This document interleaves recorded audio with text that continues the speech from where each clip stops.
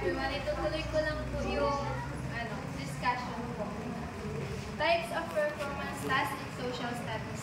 The optimum goal of performance tasks is to target all learning outcomes aligned with the goals, objectives, activities, and assessment. In this performance task must promote active participation and lifelong learning.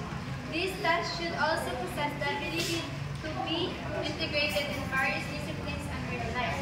So as we know naman po, performance task po, pinaka-goal niya is to target all the learning outcomes na naka-align po sa goal or objectives po natin. Moreover, performance tasks must be challenging on the level of learners that they should see the tasks are worth participating and striving for.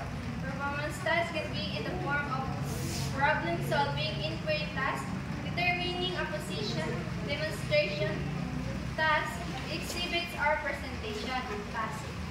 Sinasabi po dito na dapat kapag magbibigay tayo ng performance task is dapat challenging siya dun sa level ng learners para makita natin kung worth participating ba or kung kailangan kanilang gawin. Here are some performance tasks that can be used in social studies. So first is the position paper. Constructed publishable reaction paper on social political issues.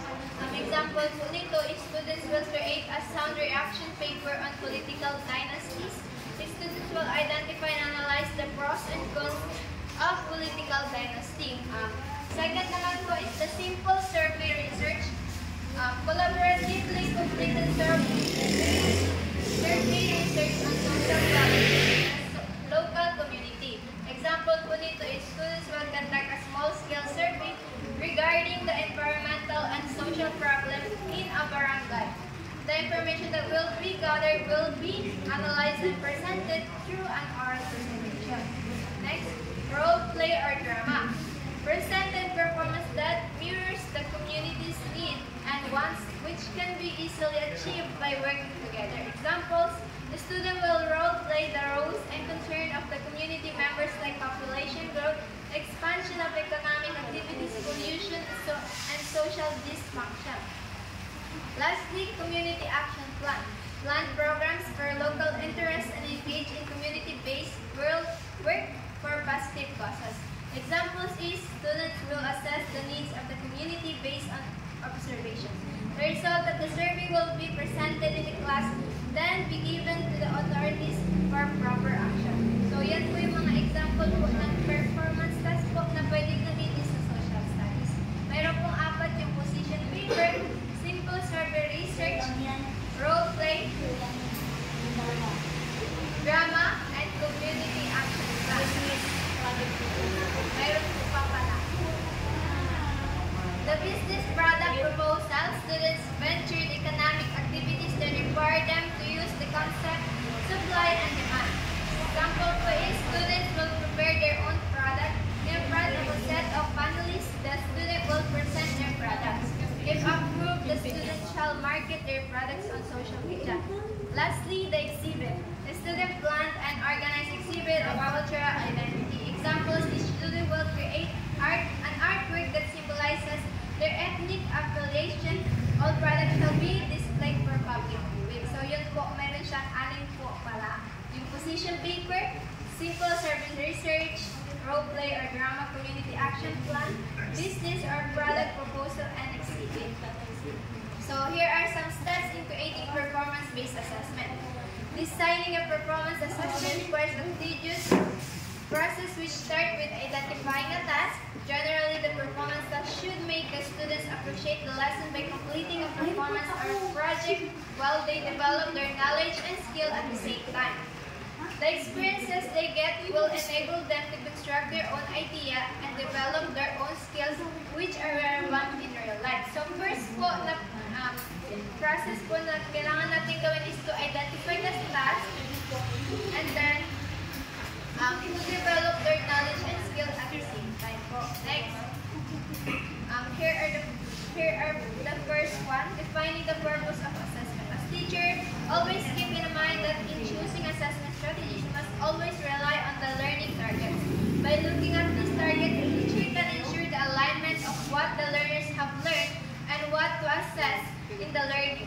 It is also gives the teachers a glimpse of what is expected for students to create or perform, which will become the basis of the teacher's evaluation. Moreover, by identifying the purpose of PBI, teacher can identify what set of skills can be developed among the learners. Examples are the cognitive skills, social skills, affective skills, and the psychomotor skills. So first step in creative performance-based assessment is defining the purpose of assessment. You must always rely on your learning targets po. Kung ano yung what is expected for students to create or perform. Next naman po is identifying an appropriate task. After identifying the purpose of assessment, teacher can now proceed to identify and or creating aligned performance task. You must understand that in identifying the task, you must be able to identify the competencies of learning targets to see the connection of the task and the desired performance.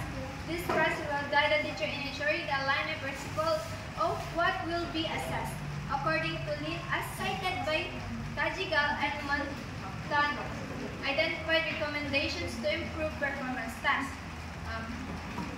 First, focus on learning outcomes that require complex cognitive skill and student performance. Select or develop tasks that represent both the content and the skills central to the important learning outcomes. Minimize the difference of task performance on skills that are irrelevant and the intended purpose of the assessment task. Provide the necessary scaffolding for students to be able to understand and the task what is expected. Proceed naman po tayo sa ikatlo, using rubric as an assessment.